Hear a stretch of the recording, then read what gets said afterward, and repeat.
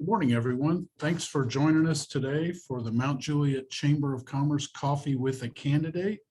And today we appreciate our special guest, Dorothy or Dottie Critchlow. Dottie is a candidate for the Wilson County School Board Zone 4. And at this time, I would like to introduce Dottie and ask her if she might tell us just a little bit about herself and maybe why she's running for office. Good morning, Dottie. Good morning, Mark. Thank you for giving me this opportunity to meet with our community. I am excited to have this opportunity to serve. I love people, and this is a good position, I think, for people to feel the love and feel the support. I am, first of all, I'm committed to serving God every day, and I do that by serving the people around me. I'm an active member of a local church in our community. I'm a regular Red Cross blood donor. I serve and volunteer at Meals on Wheels. I'm a member of Rotary. I love our community, and I think we have a lot to offer, but the best thing is we've got a great place to raise families here. Professionally, I am a retired educator. I put in 30 years, 3 different states. My last times were here in Middle Tennessee. I have been blessed with many opportunities to serve families in the school system. I've been blessed with an education that lets me do that. But Mount Juliet's been my home for 25 years now. And I just want to give back to the community that's given so much to me. What is particularly your motivator, or what made you decide, if you will, with friends and family, I'm sure, to throw your name into the hat seeking a position with the school board? What's my motivator? I love to serve people, and I've been asked to do this since last summer. People started talking to me, and one of my dilemmas was, how do I represent myself seeking this office? And I chose to represent myself as an independent candidate because I want to represent our community and not feel allegiance to partisan agendas here. I want to do what's best for our community. I truly believe that our public schools are the cornerstone for our community and our country for strength and unity and the future for our students. When you research our Wilson County schools online, like in sites like Digger or Niche, they rank Wilson County schools as 13th or 14th in the state. And there are only 2 larger school districts above us. The rest of them are much smaller. So I think that says a lot about our community and our community's dedication to our school system. Our ACT scores, and I know they've kind of fluctuated in the past with what's happened, but we're 12th in the state of Tennessee. Our home values are up about 33%. So there are a lot of people moving here for our schools. And I felt like I wanted to be a part of that, and like I said, give back to our community. My education is that of an educator. I've got a bachelor's of science degree in education, a master's degree in education with certification as a reading specialist and in administration. And I've got a doctorate in educational leadership. I, again, just want to be able to give back to the people around us and make things better for our kids in the future. That's outstanding. And from a chamber's perspective, economic development, business development, community development, you could argue that it all truly starts with a education system. And we like to think ours is second to none out here. And there's not a day goes by that we don't see somebody in the office that is moving here from somewhere else. And many, many times, education is one of their, the thing that will ultimately help them decide where they want to relocate to. And as we talk about that and schools in the zone, if I'm not mistaken, Zone 4 as a point of reference would represent LZ Patton, Green Hill High School, Mount Juliet Elementary, Mount Juliet Middle, Mount Juliet High School, along with Springdale Elementary, Stoner Creek, and West Wilson Middle School. Is that after the redistricting, is that still pretty close? That's pretty close. Other school board members share a couple of those schools, especially the high schools, because they're so large. I see. But that's pretty much a lot of that. Yes, sir. And that is a lot of that pretty much from the north to the south end covers a lot of the Mount Juliet area. And as we see people moving in here, a lot of people moving here, that presents a lot of opportunities, and it probably presents a number of challenges. What over the next few years do you see as the biggest challenges that the Wilson County School Board will be faced with? I think one of a big umbrella is called capacity. It's capacity to be able to serve all the families that are moving here with children. It's capacity in our campuses, having enough space that's safe and appropriate for learning. I'm just really so proud of our Wilson County schools. They're beautiful. The buildings are new, relatively new compared to other places in our state.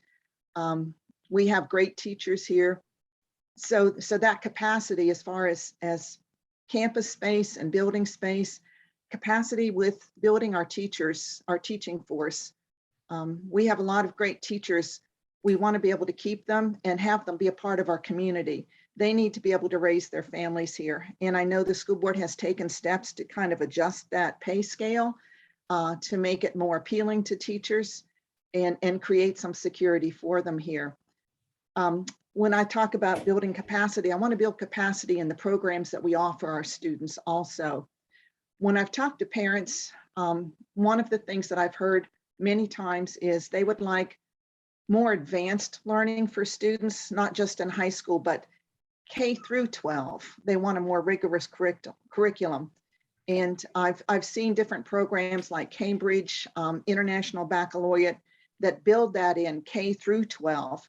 And we've got great programs for advanced placement. And with our CTE, I've got grandchildren that have gone through our Wilson County schools, and they're up and on their own. So they've been able to take advantage of what they've received from the Wilson County schools. But how do we make it better with families coming here that have had different experiences? How do we keep that cutting edge in what we're able to offer our families is a big thing.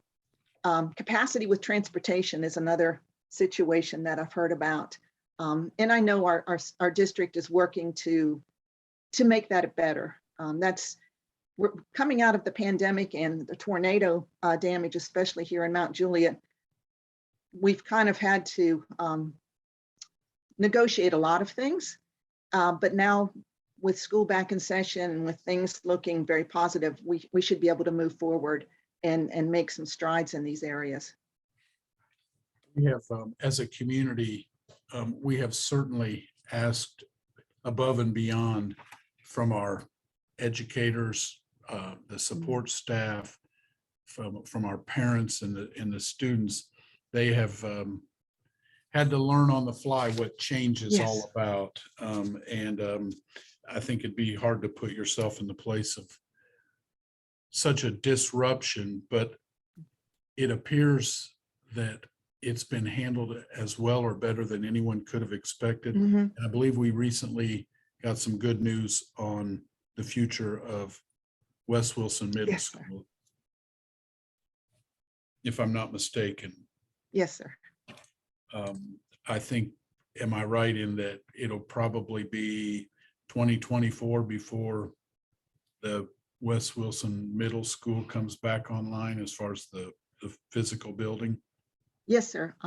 I've been involved with different building projects in the positions that I've had in districts. Elementary school takes a year to 18 months. Middle schools take usually a minimum of 2 years, but the high schools are the ones, because of the campuses, they take the longest amount of time to get them started from scratch and up and running. Are you in agreement conceptually on the timing of a new high school and the process? Is it working the way you'd like to see that as we try to figure out how to build our next high school and we're at? There's a lot to be considered. As I said, I've been involved in a few new high school projects, and they're very, number one, they're very expensive, and it does take a lot of time because the campuses are so much more robust than maybe an elementary campus.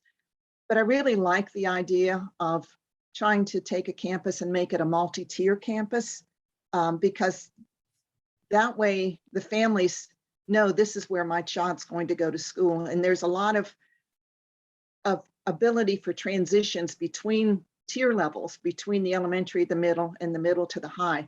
So I'm very excited about the visions that our board has had about doing that. And again, you really don't want to see your high schools get above, I think the ideal size is about 1,600. And once they hit that 2,000 mark, it is very hard for students to, I believe it's very, maybe not hard, but challenging is a better word, for them to feel comfortable. And at the same time, we've got to have it big enough to be able to offer a variety of programs for the students. I had personal experience, I guess, at Siegel, perhaps, I believe that's the Sumner County campus, maybe in Gallatin, not Siegel, Station Camp, excuse me, Okay. Station Camp, Siegel's in Murfreesboro. And I share your enthusiasm for having a elementary, middle, and high school all on one campus, only from the experience of having a sporting event or school activity at an elementary school at the same time another one was at a middle school, and you could not drive across town or whatever, transportation, childcare, athletics, they could go to each other's games and parents could double up and be close.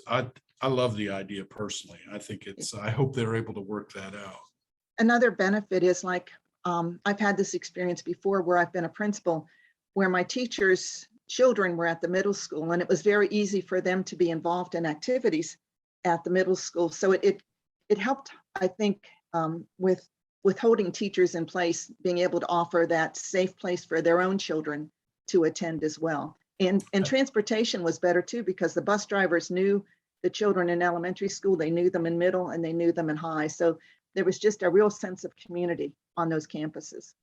I think that's that could also be used as for those very reasons, both a recruitment and a retention tool for educators. One more little thing that may make that more attractive than taking a job perhaps out of Wilson County. The the position you're seeking, this is going to be an open seat. I believe Ms. Armistead has been the representative from Zone 4, and it's delightful to hear you talk about so many of the great things that are going on in our school system, and giving them the recognition. I think that a lot of people sometimes maybe get wrapped up in the things we see or hear on the news. And will you talk a little bit about, because it seems on everybody's mind, we're hearing a push across the country after what happened in Texas for getting SRO officers in our schools. And most people in Wilson County find that a little hard to believe, because we've had at least one, if not multiple, SRO officers in our schools, kindergarten through high school, for many, many years. I know there's a financial component to that, but are you relatively satisfied with the way our SRO program is working in our schools today? I'm very excited about it. I've been a principal in a school in a couple of schools that did not have that type of service offered. And it's wonderful to see the SRO officers build those relationships with the children from an early age. And as the children move through the school system, then to be able to know that that's a safe person in middle school to go to, a safe person in high school to go to. That's a real blessing here in Wilson County. I do believe that safety piece, especially in the event of what's happened recently, has been a topic of conversation among parents. I think they take some a real sense of security and knowing that our elementary schools especially have that SRO on duty to help with situations. The one thing that I've heard about school security that is a little bit different, but yet it's that same concept is my parents that I've talked to are more concerned about maybe the student to student interaction within the schools. And some of that I think has become a little more challenging because of the period of time that the students were out of school and they didn't have that social interaction. So that's been one thing that I've listened to and I've thought about is how do we build that community back into the schools that maybe got broken, where all students are accepted, students aren't marginalized by each other. And there are some state programs like the STARS program and Alveus not bullying programs that are endorsed by the state that possibly could have some time to take root again in our buildings to create that safer environment as far as the culture for the students. I think I can speak for a lot of people when I say I appreciate your both your interest and acknowledgement of how important that is, along with some of the other things that you mentioned. And you know, as time today comes to an end, would you take just a minute and use this opportunity to please tell the voters why you feel you're the best candidate for this position? Okay, and this is hard because I'm usually a pretty humble person, so I don't like to kind of push myself out there, but I really would like the opportunity to serve our community. You know, we talk about the 3 R's in education, reading, writing, arithmetic in the old days. Well, as the representative for the Zone 4 board, I've got 3 R's too, and they would be respect. I'm always going to respect your point of view or respect the experience that you've had. I want to build a relationship with you. So that second R is about relationships, and I'm always going to respond. So those are my 3 R's: respect, relationship, and responding. And you know, whenever you need your car to move a little smoother or more efficient, you go to a mechanic that you trust and that knows your vehicle. I want to kind of make this correlation. I'm an educator and I've worked hard. I've got numerous awards personally, but it's been the student achievement that I've been the most excited about, as well as the relationships with parents.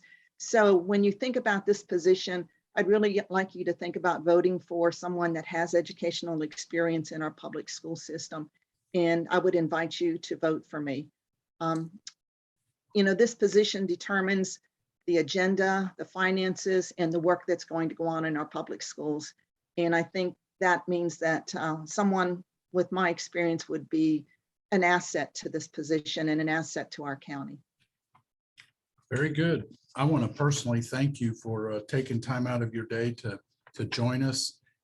I'd also like to remind everybody that might be watching this, if you've not already registered to vote, or just make sure that at some point you go out and exercise your right to vote and to be a part of the process. Dottie, I'd like to thank you and wish you the best of luck to you and your campaign. Thank you, Mark. I'm excited and I'm ready to serve. Very good. I hope you have a great rest of the day. Thank you You very too. much. Thank you. Have a good day. You too.